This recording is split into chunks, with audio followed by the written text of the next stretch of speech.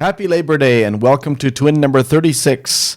This week in Nerd News, where in 5 minutes or less, I will share with you the top 5 stories that we need to be paying attention to in our industry this week. In our first story, we see that once again, the arms race is giving attackers a new way to evade detection. Since most malware detection or endpoint security relies on content being written to disk, the malware can just avoid it altogether. And we'll definitely be keeping a close eye on this as it develops further. Next up, we have an FBI warning of the large increase of sextortion attacks this year. And if your email shows up on haveibeenpwned.com, it means that somewhere along the line, someone's got a list of email addresses that were leaked in some kind of an online dump. Check your spam folder, because most likely you have at least one of these sextortion threats looming in there, but ignore it because it is a scam. Unfortunately, this scam appears to be working, so please be aware, and at all those that you care about, be aware that such scams are really just that. Now, why do ransomware hackers love a long weekend like this one? Quite simply because they have more time to do damage, and they increase their chances of getting all recovery paths blocked off.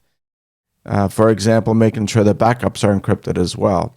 Now, since hardworking IT staff like to have long weekends off as well, this makes perfect sense. It reminds me of a time when we were looking at a brand new client's hypervisor, and right in front of our eyes, we saw the virtual hard disk extension change to something strange.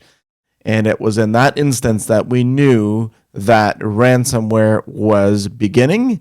And so we knew powering off everything was our best chance at preserving some resources before the encryption had gone through the network. And sure enough, not all Active Directory servers had begun encrypting yet. So it was a lucky observation at the right time that we were able to 100% preserve Active Directory that never got encrypted.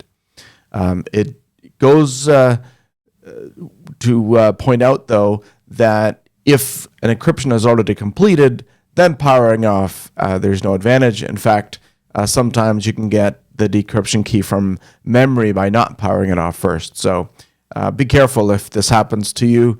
Right at the beginning, powering off is probably the key, but otherwise you want to search for other alternatives.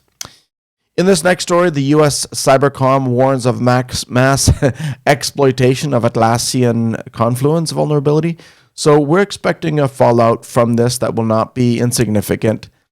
Since this is a public-facing service, where the server literally offers its service to the public, it literally requires every single company that runs this software to patch it.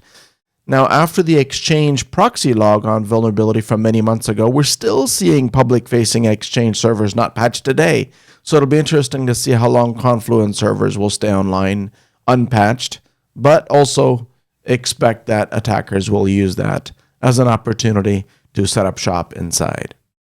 And in this last story of today, it's a warning that a lightning cable like this has a keylogger built in and can leak everything that you type. When it comes to lightning cables, use only ones you purchased from Apple and accept no gift from anyone. And did you know that F-Secure released a tool called Chainsaw?